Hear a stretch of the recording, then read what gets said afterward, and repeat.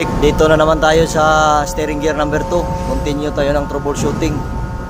Pang dalawang araw na to sa atin, troubleshooting ng steering gear. Ayaw gumana. So, dito na ako ulit. Dito na ako na ending kahapon.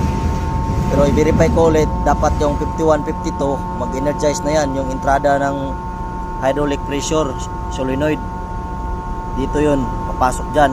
Para yung pressurized na hydraulic oil nakaungong dito sa entrada ng pabor or estribor, para kung saan yung mag-open sa kanila, mag-energize doon, diretso yung buwan doon, yung pressurized na hydraulic oil. So itong control solenoid nya sa entrada, dumaan to sa auxiliary normally open relay sa RL23. So dapat tong RL23 naka-energize yan. Mag-energize lang to pag na-energize yung RL1, kasi yung RL1 yan yung nagkakamand ng RL2, kasi yung normally open ng RL1 dumaan yung dinaanan ng power supply ng RL2. So yung RL2 dapat energize to para ma-energize tong RL23, kasi yung auxiliary normally open ng RL23 na relay dinaanan ng power supply ng RL23. Auxiliary normally open ng RL2 pala dinaanan ng power supply ng RL23. Yan o. So dapat energize tong RL1, RL2 para mag-energize tong, pero dito like kung mabasahin mo to buong diagram like, dapat naka-energize talaga lahat yan pag naka-under na yung yung bomba natin. Kasi dito yung signal niya sa bomba 1 or 2, papasok yan dyan. Subukan natin, tawagan natin si third. Dapat mag-energize yan pag mag-under na to. Third, pasok third.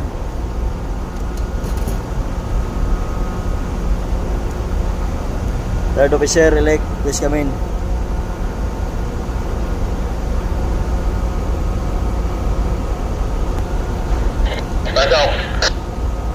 Third, paandar ako sa steering gear number 2 ha. Yan, umilaw na lahat to. So ibig sabihin yan, pag umilaw na yan, dapat yung 5152 meron na siyang power dito. 5152. So titingnan natin ngayon. 5152.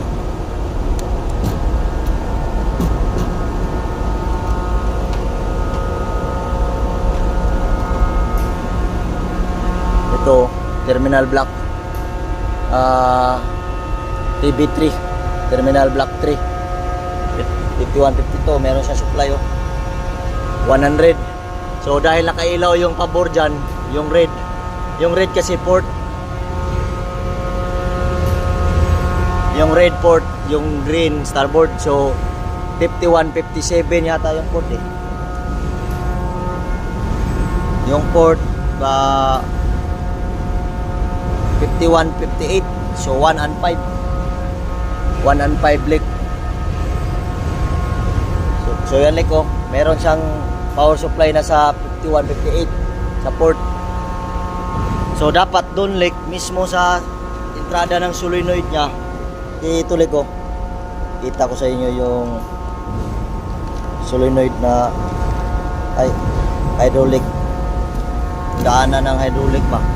Ito like, ito yung number 2 like, dumiretso yan dyan. So ito yung entrada na spool valve like, directional control valve. So ito like, kung magka-problema tayo dito, kahit na mag-gana pa itong pabor estribor na solenoid mo, walang tatagos na pressurized na hydraulic dyan. Kasi dito pa lang sa entrada, wala na, sirado na, kaya hindi siya makapasok doon. Kaya dapat dito, dahil meron tayong kuhang supply dito, doon mismo dapat meron tayong makuhang supply doon. Pero pag meron doon, ibig sabihin may problema tayo doon sa mechanical na side ng spool valve. So titingnan natin doon like dito pa lang like, makikita natin like yung isa like nag-ilaw. Galing natin yung isa nag-ilaw, yung dito wala.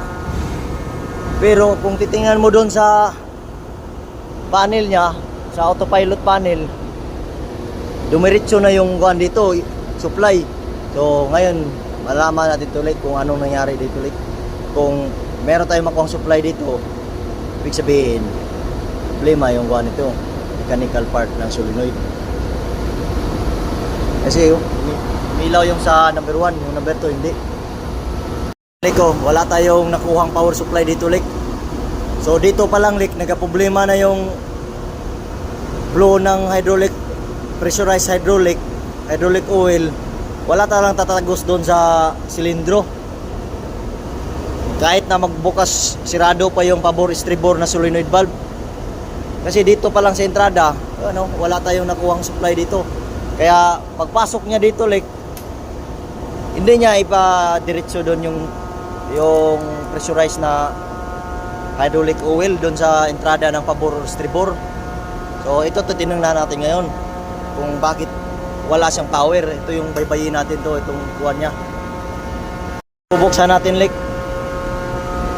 Buksan natin to dahil dito dumaan yung kable ng kuwan, entrada na solenoid. Tingnan natin sa loob nito. Kasi posible na meron ng power supply doon. Dito na lang wala. Ito yung loob niya like. Ito yung indication ng rudder oh. Ito yung loob niya. Tingnan natin to sa diagram. Doon sa manual. Saan to pumunta yung kuwan kasi 51, 52 yun eh. 51 ito na oh. 57 pala. 51 saka 57 saka 51, 52 dapat may supply na to dito. 51, 52 kaya ito dapat may supply na to. Ay yan leak oh, fully leak. Yan pala leak, naputo leak oh. Leak, naputo leak. Ay sus. Yan leak oh. Yan yung supply niya leak. Kaya yung sa directional control valve niya dito sa entrada pa lang wala na siyang power. Kasi dito pa lang naputol na leak oh. Naputol leak tapos nasira pala yung limit switch doon ay sa rotary switch. Kaya nasunog din yung relay natin na RL23, 24. Tapos hindi siya gumana dahil dito putol na leak. Yan leak oh.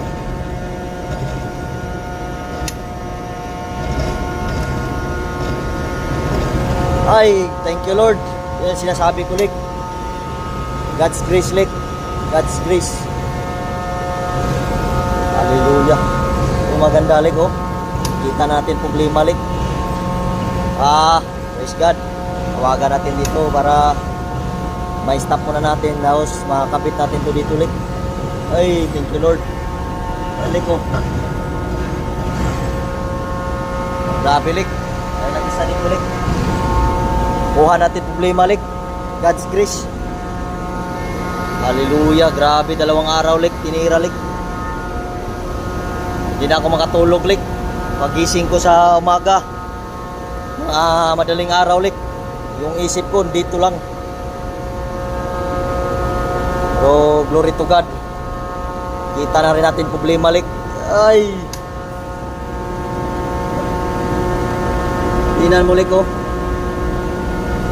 Tingnan mo leak. Kaya dito leak, wala tayong makuhang power dito leak. Yung isa leak oh, ayos man. Yung isa ayos. Yung isa kabila wala. Maandar man yung motor. Ito yung number 2 leak, ito yung number 1. Tingnan mo yung pinagkaiba ng ano. Dito may pressure diyan. Dito din may pressure din diyan. So ibig sabihin yung bomba ng hydraulic oil lumagos doon. Kaso nga lang kung pagdaan niya na dito, pasok siya diyan. Dahil sa entrada wala siya power, hindi magbubukas yung solenoid. Kaya yung pressurized na hydraulic leak dito lang banda, hindi na tumagos dito sa pabor ba o estribor. Kasi normal niyan, operation dito sa pasok dyan, nakaungong na siya dyan sa pabor o estribor na port. Kasi pagbukas ng pabor, doon siya sa papasok sa pabor. Bukas ng estribor, dito na naman siya sa estribor. Pero dahil dito sa entrada wala na siya, so hindi talaga gagana leak. Pero grabe leak yung nangyari leak. Nasunog yung relay yung leak. Akala ko sira na yung board, pero sige lang. Tapos nag-bypass tayo dun sa rotary switch, ilagay natin dun sa report kasi yung rotary switch din nasira din. Lumang ko lang nasira yun. Pero at least ngayon gumagana na, hindi na nasunog yung RL23. Yung dinaanan ng solenoid coil.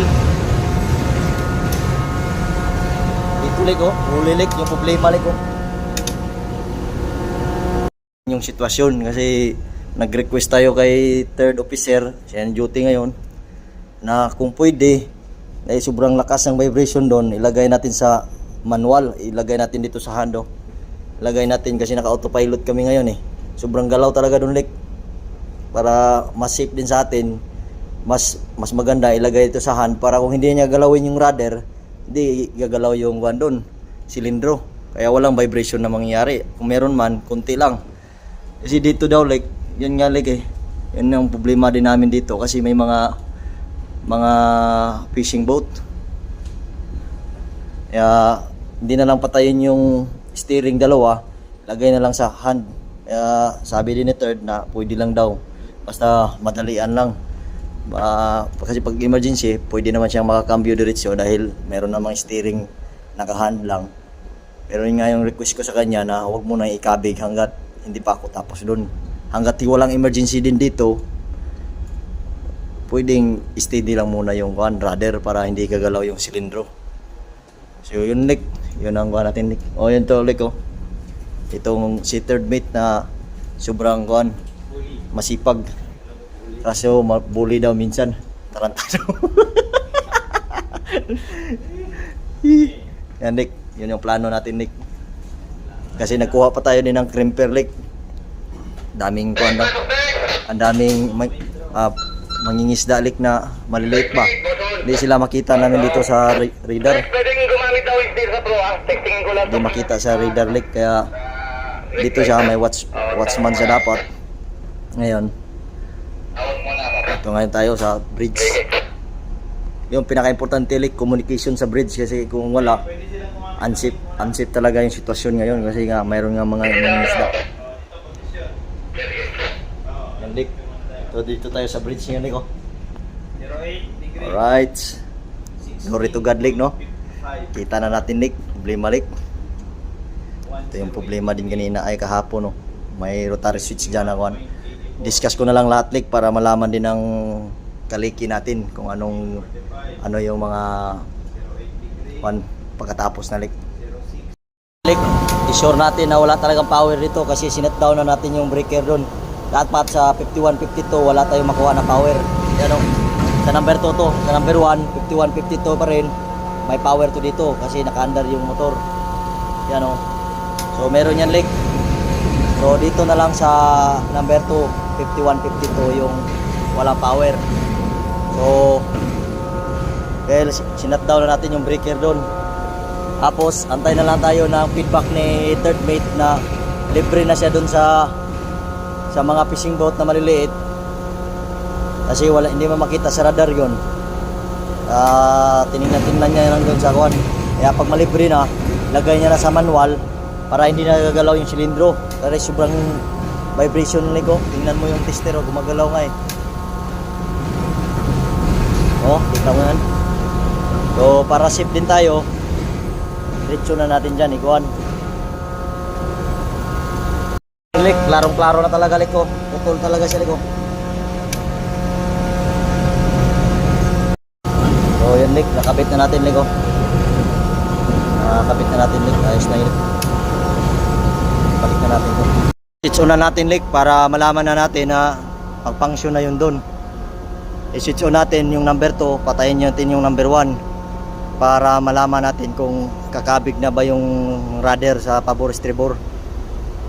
Pagtawag ni third leg na libre na sa mga fishing boat, wala na, testing na tayo. Third, i-switch on ko tong number 2 steering third ha. Mamaya mo na lang patayin yung number 1 kung sabi mo na punta si Francis dyan. Yan lik, umilaw na lik oh. Lahat lik. So dapat doon sa taas meron na tayong makuha. Lik, may power na lik oh. Yung number 2 yan oh. Yung number 1, yung ilaw yan. Number 2, nakailaw na rin, oh.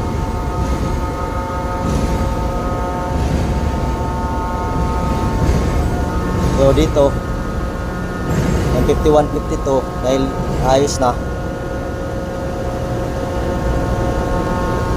Yan, meron na. Good news, Master. Yes.